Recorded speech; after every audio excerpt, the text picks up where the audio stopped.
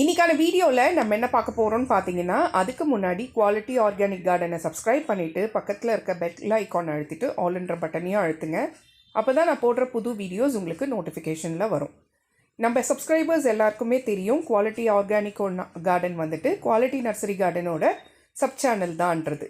புதுசாக வரவங்களுக்கு வந்துட்டு குவாலிட்டி நர்சரி கார்டன் என்ற சேனல் வந்துட்டு ஃபுல்லாக ஃப்ளவர்ஸை பற்றியும் ஃபர்டிலைசர்ஸை பற்றியும் அதில் இருக்கிற ஏதாவது பூச்சி தாக்குதலோ இல்லை மண்கலவையோ அதை பற்றி சொல்கிறது குவாலிட்டி நர்சரி கார்டன். அடுத்தது வந்துட்டு குவாலிட்டி ஆர்கானிக் கார்டன்ன்றது ஃபுல்லாக வெஜிடபிள்ஸ் பற்றியும் ஹர்ப்ஸ் பற்றியும் அதில் இருக்கிற ஃபர்டிலைசர்ஸ் அதில் இருக்கிற ப்ராப்ளம்ஸ் எல்லாமே சொல்கிறது தான் குவாலிட்டி ஆர்கானிக் கார்டன். உங்களுக்கு கார்டனிங் ப்ராடக்ட்ஸ் ஏதாவது வேணும்னாலோ ஃபர்டிலைசர்ஸோ பாட்டிங் மிக்ஸோ இல்லை க்ரோ பேக்கோ பாட்ஸோ எது இருந்தாலும் பிளான்ஸோ எது இருந்தாலும் மேலே இருக்கிற நம்பருக்கு வாட்ஸ்அப் பண்ணுங்கள். நான் போடுற வீடியோஸ் உங்களுக்கு பிடிச்சு அதே மாதிரி உங்களுக்கு யூஸ்ஃபுல்லாக இருந்துச்சுன்னு நினச்சிங்கன்னா ஒரு சின்ன லைக் கொடுத்து அதே மாதிரி உங்கள் ஃப்ரெண்ட்ஸ் அண்ட் ஃபேமிலி ரிலேட்டிவ்ஸ்க்கு ஷேர் பண்ணுங்கள். கூடவே ஒரு சின்ன கமெண்ட் கொடுத்தீங்கன்னா அது எனக்கு ஒரு ரொம்ப மோட்டிவேஷனாக இருக்கும். ஸோ வாங்க வீடியோக்குள்ளே போகலாம். இன்றைக்கான வீடியோவில் நம்ம என்ன பார்க்க போகிறோம்னு பார்த்தீங்கன்னா, பொங்கல் வந்து சூப்பராக முடிஞ்சுது. இந்த பொங்கலில் வந்துட்டு நம்ம ஸ்பெஷல் என்னன்னு கேட்டிங்கன்னா, நம்ம தோட்டத்தில் போன வருஷம் 29ஆம் தேதி விளைய வச்ச கரும்பு தாங்க. அது நல்லா செழிப்பாக வளர்ந்து அது வந்து நம்ம பொங்கல் முடிஞ்ச உடனே தான் நம்ம தோட்டத்துலேருந்து அறுவடை பண்ணோம். ஹைட் என்னமோ குட்டையாக தான் இருந்துச்சு, ஆனால் மனசுக்கு நிறைவாக இருந்துச்சு. சாப்பிடும்போது செம்ம டேஸ்ட்டாக இருந்துச்சு. நம்ம தோட்டத்திலேயே விளை வச்ச ஆர்கானிக்கான கரும்பு. ஸோ இதை எப்படி விளை வச்சோம், என்னென்ன பண்ணோம் அப்படின்றத பற்றி பார்க்கலாம் வாங்க. போன வருஷம் 29ஆம் தேதி வந்துட்டு நம்ம தோட்டத்தில் கரும்பை யூஸ் பண்ணிவிட்டு மீதி இருந்த கரும்பை நம்ம நடவு செஞ்சோம். அதுக்கு நம்ம என்ன பண்ணோன்னா, பழைய மண்கலவையை ரெடி பண்ணோம்.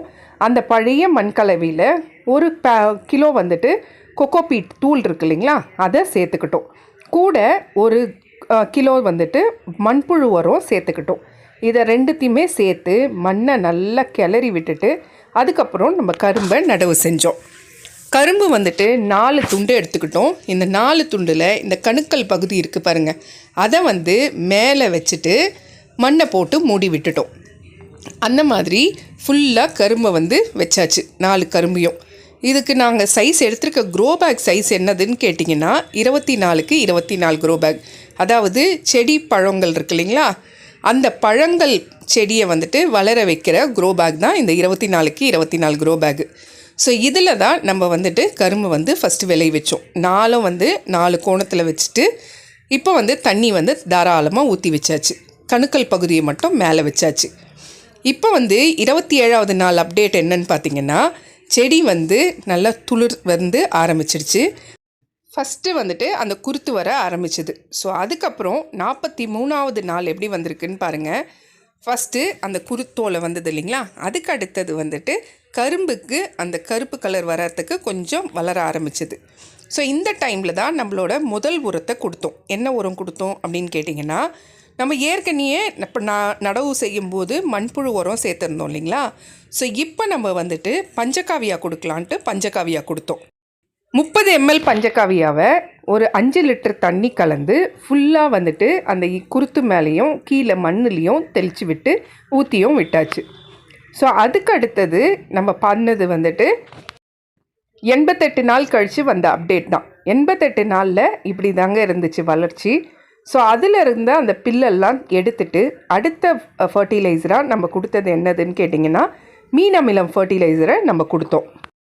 மீன் அமிலம் வந்துட்டு 20 mlக்கு 5 லிட்டர் தண்ணி எடுத்து அதை வந்துட்டு நம்ம எல்லா விதமான அந்த குருத்துக்கும் தெளித்து விட்டு கூட வந்து கீழையும் வந்துட்டு மண்ணுக்கும் தாராளமாக கொடுத்து விட்டோம். அதோட ரெகுலரான 15 நாள் இடைவேளியில் மண்புழு வரும். அதுக்கப்புறம் 1 மாதம் கழித்து நம்ம வந்துட்டு இந்த பஞ்சகாவியா, 15 நாள் கழித்து மீன் அமிலம் இப்படியே ரெகுலராக கொடுத்து 231ஆவது நாள், அதாவது ஒரு வருஷம் முடிகிறதுக்கு கொஞ்சம் முன்னாடி வந்துட்டு மண்புழு உரம் மறுபடியும் சேர்த்துக்கிட்டோம். இருக்கிற அந்த பில்லு அந்த தேவையில்லாத செடிங்களெல்லாம் அதிலேருந்து எடுத்து போட்டுட்டு அதுக்கப்புறம் வந்துட்டு நம்ம ஃபுல்லாக வந்து மண்புழு உரம் கொடுத்தாச்சு. இப்போ இது 231ஆவது நாளோட அப்டேட் தான் இது.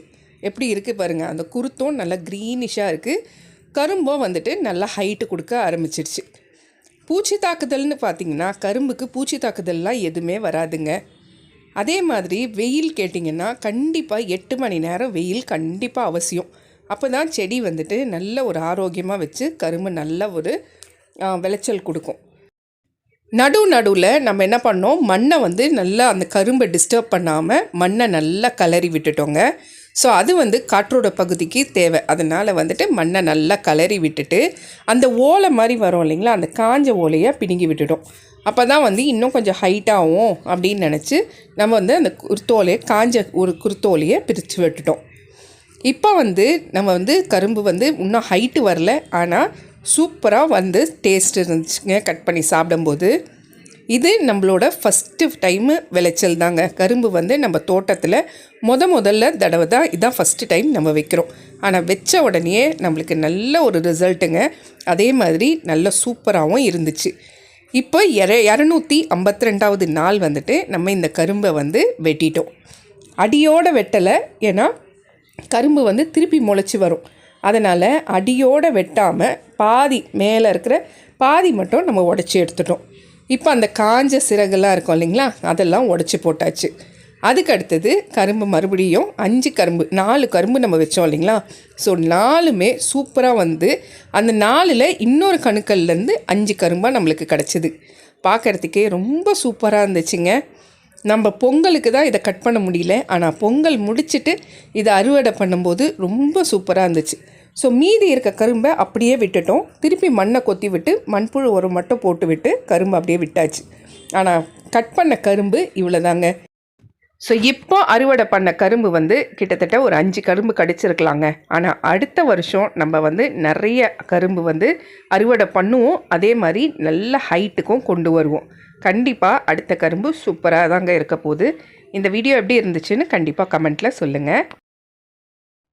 குவாலிட்டி ப்ராடக்ட்ஸுன்ற நேமில் நம்மளோட பொருட்கள் வீட்லேயே தயாரித்து ரெடி பண்ணிகிட்ருக்கோம். ஹோம்மேட் ப்ராடக்ட்ஸ், நலங்கு மாவு, சீயக்காய் பொடி, மருதாணி பொடி, செம்பருத்தி பொடி, நெல்லிக்காய் பொடி ரெடி பண்ணிருக்கோம். தலைமுடிக்கும் அதே மாதிரி முகத்துக்கும் உடம்புக்கும். அதுக்கப்புறம் நம்ம சோப்ஸும் ரெடி பண்ணிகிட்ருக்கோம். எல்லாமே ஹெர்பல் சோப்ஸ் தான். அலோவேரா சோப்பு, துளசி சோப்பு, குப்பமேனி சோப்பு, இப்போ வந்துட்டு சந்தனம் சோப் வந்துட்டு ஆட் பண்ணியிருக்கோம்.